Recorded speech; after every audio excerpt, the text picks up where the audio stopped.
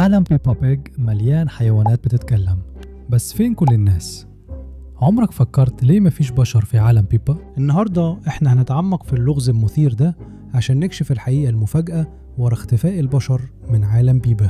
معظم المعجبين ببساطة بيعتقدوا ان مفيش بشر في عالم بيبا من الأساس، بس ده مش صحيح، لأن على مدار المسلسل احنا لقينا أدلة كتير بتأكد ان البشر فعلا كانوا موجودين قبل الحيوانات اللي بتتكلم. وجود تكنولوجيا زي العربيات والكمبيوترات والتليفونات بيدل على مستوى من التقدم اللي عادة بيكون للبشر، ومع ذلك الأدوار دي بيكون بيها خنازير وخرفان وكلاب وكائنات تانية بتمشي على رجلين وبتتكلم وبتتصرف زي البشر. وفي الحلقة اللي اسمها الجدة من العصر الحجري اكتشفنا دليل واضح ان في بشر كانوا موجودين في العالم ده، واثناء لعبهم الخيالي الجدة بيج بتتكلم عن البشر القدماء اللي كانوا عايشين في الكهوف وبياكلوا توت وبيجروا ورا الماموث. لما الناس كانوا عايشين في الكهوف وبياكلوا توت وبيجروا ورا فيلة كبيرة مشايرة اسمها ماموث. الجملة دي بتقولنا عن التاريخ اللي كان فيه البشر هما الكائنات المسيطرة. دليل تاني ان عالم بيبا كان عالم البشر بيجي من التماثيل اللي موجودة حوالين العالم في الأماكن اللي بيبا وعائلتها بيزوروها. مثلا لما عائلة الخنزير زارت الولايات المتحدة، أول حاجة شافوها كانت تمثال الحرية الشهير في نيويورك.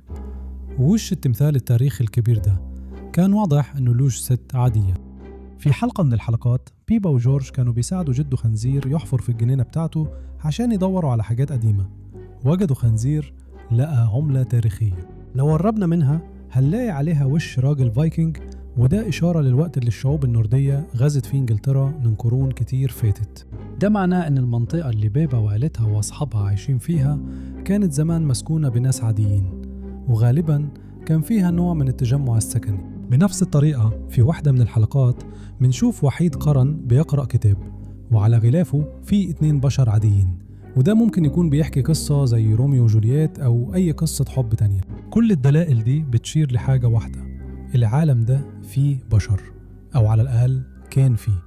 طيب يا ترى هم فين دلوقتي؟ بس قبل ما نغوص في اللغز ده تعالوا الأول نبص على البشر اللي موجودين في عالم بيبا. أول إنسان بنشوفه في سلسلة بيبا هو بابا نويل. ده بيحصل في الموسم الثالث الحلقة 52 واسمها زيارة بابا نويل، واللي فيها كل الأصحاب وأهل المدينة بياخدوا هداياهم إلا بيبا، وده بيزعلها جدا. لكن في الآخر بابا نويل بيرجع بنفسه ويدي هدية لبيبا، وده بيأكد إنه فعلا موجود ومش مجرد بابا نويل خنزير، لكنه إنسان عنده دقن بيضة كبيرة، ودوره الحقيقي هو توزيع الهدايا على الكل في الكريسماس. ورغم إنه بيتعتبر شخصية سحرية وخيالية ما نقدرش ننكر ده. بابا نويل إنسان بصفات بشرية ومختلف جدا عن باقي الشخصيات في المسلسل اللي كلهم تقريبا حيوانات بتتصرف وبتلبس زي البشر، مع إن عندهم غرائز حيوانية قوية جدا. دلوقتي تعالوا نتكلم عن شخصية كانت موجودة فعلا في عالمنا وكمان في عالم بيبا.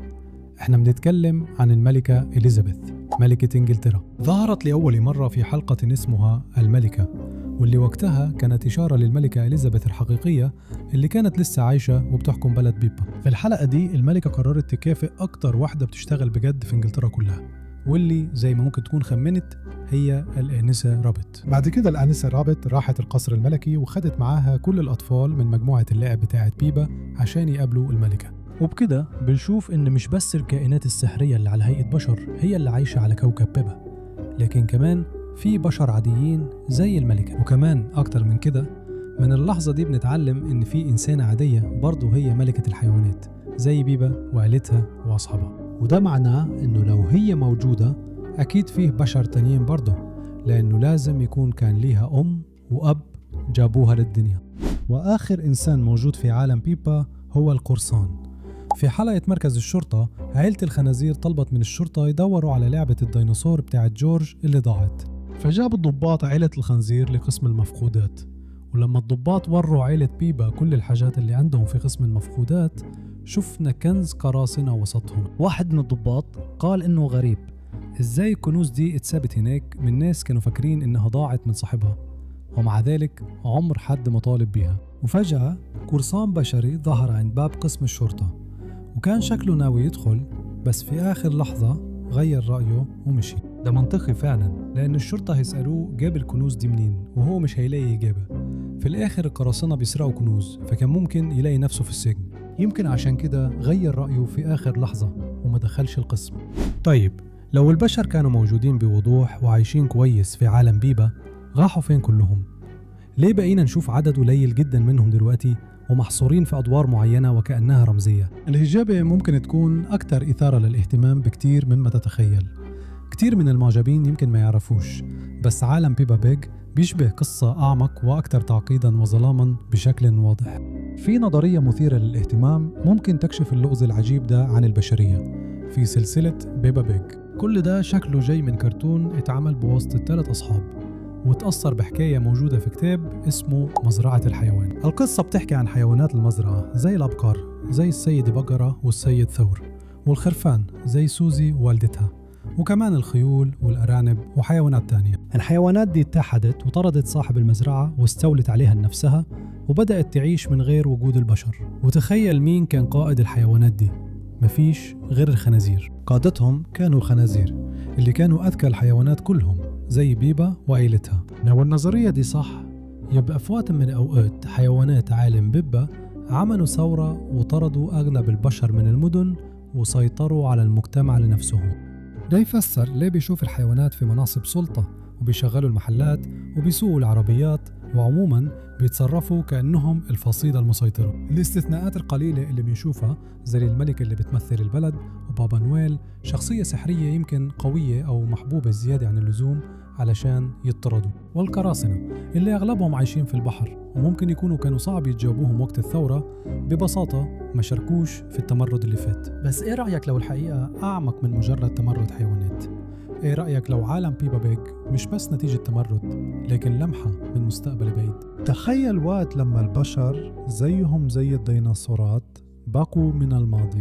يمكن الحيوانات المتطورة اللي تتكلم واللي بنشوفها دلوقتي هم اللي ورثوا عالم كان زمان تحت سيطرة البشر. ممكن يكونوا ظهروا وبقوا مهمين في الفراغ اللي سابوا اختفاء البشر، وطوروا مجتمعاتهم وثقافاتهم على حسب اللي فهموه أو ورثوه من البشر. ده يفسر ليه العمارة والتكنولوجيا بتاعتهم ساعات بتشبه بتاعتنا، مع إن طبيعتهم الأساسية لسه حيوانية بشكل واضح. يعني ممكن زي الديناصورات كده البشر كمان انقرضوا في وقت من الأوقات، فالحيوانات اتطورت وسيطرت على العالم.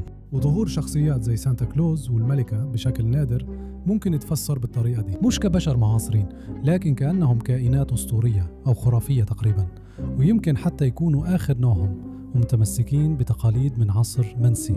القرصان اللي هو حالة شاذة ممكن يكون متجول وحيد من زمن بدائي وأكثر وحشية، وعبارة عن أثر حي من ماضي البشرية البعيد. النظرية دي بتقترح أن سؤال فين البشر مش بسبب صراع مجهول، لكن بسبب التطور الطبيعي للحياة على الأرض اللي فيه نوع مسيطر بيسيب مكانه لنوع تاني. عالم بيبا بيج كده بيبقى لمحة مثيرة عن مستقبل محتمل اللي فيه صدى البشرية، هو كل اللي فاضل ومحفوظ في الآثار التاريخية والقصص في الوقت اللي الحيوانات بتحكم فيه العالم.